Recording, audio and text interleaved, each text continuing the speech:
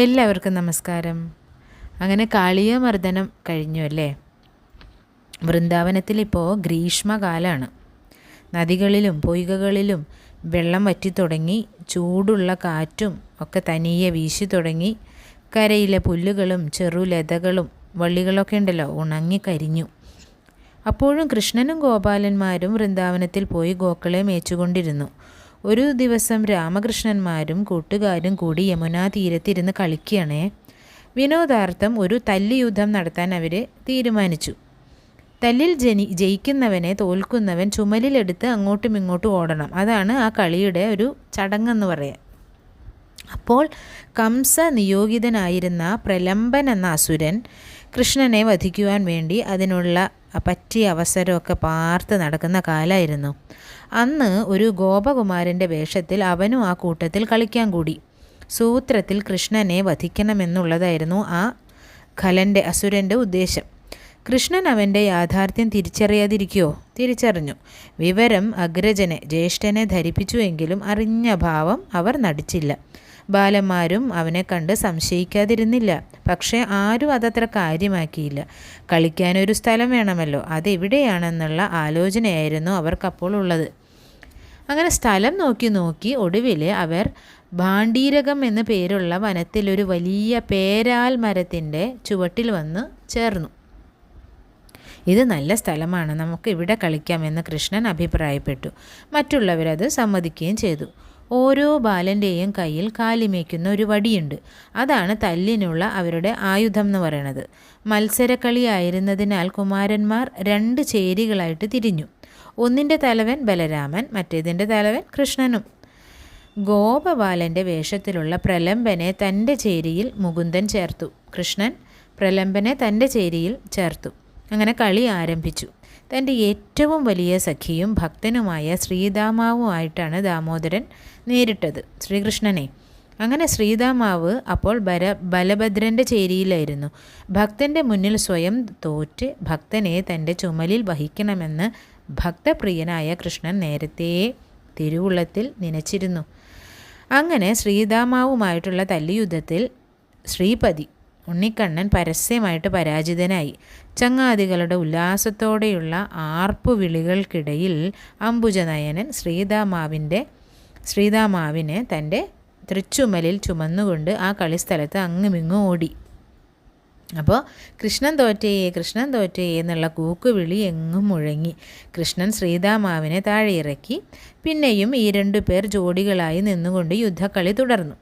ബലഭദ്രനും പ്രലംബനും തമ്മിലാണ് സംഗതിവശാൽ പിന്നെ മത്സരിക്കാനിടയായത്. തൻ്റെ എതിരാളി സാധാരണ ഒരു പശുപൻ എന്ന് മാത്രമേ ആ ദാനവൻ ധരിച്ചുള്ളൂ കേട്ടോ. അസുരൻ അത്ര കുട്ടികളല്ലേ, അത്ര കാര്യമൊന്നും ആക്കിയില്ല. അവർ തമ്മിൽ മല്ലടിച്ചുകൊണ്ട് നിൽക്കുമ്പോൾ മറ്റു കുമാരന്മാർ പരസ്പരം പറഞ്ഞു, എടാ, ഇവൻ നമ്മുടെ കൂട്ടത്തിൽപ്പെട്ടവനല്ലല്ലോ, പിന്നെ എങ്ങനെ അവൻ നമ്മുടെ ചേരിയിൽ വന്നു ചാടി? കളിയുടെ രസത്തിൽ ആ സംഭാഷണത്തിന് വലിയ പ്രസക്തി ഉണ്ടായില്ല.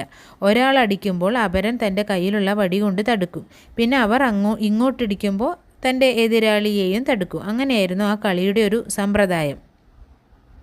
പ്രലംബനും രാമനും തമ്മിൽ നടന്ന മത്സരപ്പോരിൽ പ്രലംബനെ രാമൻ അടിച്ചു വീഴ്ത്തി. അങ്ങനെ ആ ദാനവൻ തോറ്റതിനാൽ അവൻ രൗഹിണേയനെ, അതായത് ബലരാമനെ ചുമലിൽ വഹിച്ചുകൊണ്ട് ഓടാൻ തുടങ്ങി. രാമൻ കൃഷ്ണനാണെന്ന് തെറ്റിദ്ധരിച്ചുകൊണ്ടാണ് അസുരൻ തൻ്റെ സ്വയരൂപം അവലംബിച്ചത്. ഒരു ശൈലം കണക്കെ മേൽപോട്ടങ്ങ് ഉയർന്നു. അവൻ്റെ തോളിലാണെങ്കിലോ ബലരാമൻ ഒരു കൊതുകു പോലെ അത്ര ചെറുതായിട്ട് കാണപ്പെട്ടത്. അവൻ്റെ ഭീകര രൂപം കണ്ട് ആ കുട്ടികളൊക്കെ അങ്ങ് പേടിച്ചു പോയി. ആ സമയം കൃഷ്ണൻ മേൽപോട്ട് നോക്കി രാമൻ്റെ നേർക്കൊന്നു കടാക്ഷിച്ചു. തന്നെ ചുമക്കുന്നവൻ മായാവിയായ ഒരു അസുരനാണെന്ന് സംഘർഷണന് ബലരാമനെ മനസ്സിലായി. തൽക്ഷണം തന്നെ മുഷ്ടി ചുരുട്ടി ആ അസുരാധമൻ്റെ ശിരസിലങ്ങ് ആഞ്ഞിടിച്ചു.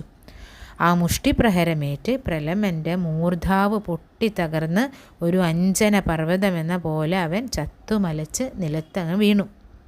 ദേവകൾ അത് കണ്ട് സന്തുഷ്ടരായി തൂമഴ പോലെ കൽപ്പകത്തൂമലർ തൂകി.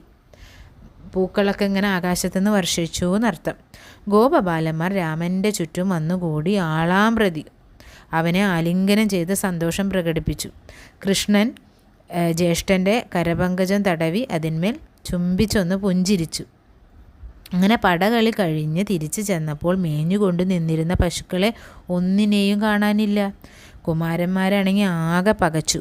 പുല്ലുള്ള സ്ഥലം തേടി അവ കാട്ടിനുള്ളിൽ കടന്നിട്ടുണ്ടെന്ന് അവയുടെ കുളമ്പിൻ്റെ പാടുകൾ നോക്കി അവർ മനസ്സിലാക്കി. കുറേ ദൂരം സഞ്ചരിച്ചപ്പോൾ മുരളീധരൻ തൻ്റെ പുല്ലാങ്കുഴലൂതി മധുരഗീതം ഉതിർത്തു. കർണാനന്ദകരമായ വേണുഗാനം ശ്രവിച്ചേ ദർഭവനത്തിൽ മേഞ്ഞുകൊണ്ടിരുന്ന ഗോവൃന്ദങ്ങൾ പുളകമണിഞ്ഞ് അവിടെ ഓടിയെത്തി. ആപത്ത് വരുന്നേരം കൂട്ടത്തോടെ എന്ന പോലെ അപ്പോൾ പെട്ടെന്നൊരു കാട്ടുതീയും അവിടെ വ്യാപിച്ചു. ബാലന്മാർ ഭയപ്പെട്ട് കൂട്ട നിലവിളി തുടങ്ങി. നിങ്ങളെല്ലാവരും കണ്ണടച്ചുകൊണ്ട് നിൽക്കുക, പേടിക്കണ്ട, ആരും പേടിക്കണ്ട. കൃഷ്ണൻ പറയണേ, ഞാൻ പറയുമ്പോഴേ കണ്ണ് തുറക്കാവൂ, ഞാൻ തീ കെടുത്തിത്തരാം എന്ന് കൃഷ്ണൻ പറഞ്ഞു. അപ്പോൾ അവരെല്ലാവരും അതനുസരിച്ച് കണ്ണുകളൊക്കെ അടച്ച് നിന്നു. അഗ്നിക്കാധാരഭൂതനായ അഹീന്ദ്രശായി നിമിഷം കൊണ്ട് ആ വന്നി മുഴുവനും പാനം ചെയ്തു. കൃഷ്ണനെ ആ അഗ്നി അങ്ങ് കുടിച്ചു എന്നാണ് പറയണത്. അങ്ങനെ അത് ഇല്ലാതാക്കി. രണ്ടാമത്തെ പ്രാവശ്യമാണ് ഗോപന്മാരെ രക്ഷിക്കാൻ വേണ്ടി ഗോപികാരമണൻ പാവകനെ പാനം ചെയ്യണത്. ആരാ പാവകൻ? അഗ്നി പാനം ചെയ്യുന്നത് ഇത് രണ്ടാമത്തെ തവണയാണ്. എന്തിനു വേണ്ടി ആ കാട്ടുതീ അപ്പോഴുണ്ടായത്? ഭഗവാന്റെ ലീലാവിലാസങ്ങൾ അല്ലേ, അല്ലാതെ അതിന് വേറെ ന്യായമൊന്നുമില്ല പറയാൻ. കൃഷ്ണനിൽ കൂടുതൽ ഭക്തിയും വിശ്വാസവും ഗോപന്മാർക്കും ഉണ്ടാകുന്നതിനും അത് ഉപകരിച്ചു. കൃഷ്ണൻ വിളിച്ചു പറഞ്ഞപ്പോൾ കൂട്ടുകാർ കൺകൾ തുറന്ന് ചുറ്റും ഇഴിച്ചു നോക്കി. അഗ്നിയുടെ ഒരു സ്ഫുലിംഗമോ ലാഞ്ചനയോ ഒന്നും അവിടെ ഉണ്ടായിരുന്നില്ല. അപ്പോൾ ചോദിക്കുകയാണ്, കൃഷ്ണ, ഈ തീ നീ എങ്ങനെയാണ് കെടുത്തിയത്? അതിന് മറുപടിയായിട്ട് കൃഷ്ണൻ ഒരു മന്ദഹാസം മാത്രം അവർക്ക് കൊടുത്തു. അങ്ങനെ അന്ന് വൈകുന്നേരം സ്വഗൃഹങ്ങളിലെത്തിയപ്പോൾ രാമൻ പ്രലംബനെ വധിച്ചതും കൃഷ്ണൻ കാട്ടുതീ കെടുത്തിയതും ഓടക്കുഴലൂതി പശുക്കളെ വരുത്തിയതും ഒക്കെ ഇങ്ങനെ ഗോപബാലന്മാരെ അവരവരുടെ മാതാപിതാക്കളെയും യശോദാരോഹിണിമാരെയും ഒക്കെ പറഞ്ഞു കേൾപ്പിച്ചു. അത് കേട്ട് അത്ഭുത സ്തബ്ധരായിട്ട് നിൽക്കാനല്ലേ അവർക്ക് പറ്റുള്ളൂ. അതാണ് പ്രലംബ വധം കേട്ടോ. അപ്പോൾ ഇന്ന് ഇത്ര മതി. എല്ലാവർക്കും ഭഗവാന്റെ അനുഗ്രഹം ഉണ്ടാവട്ടെ.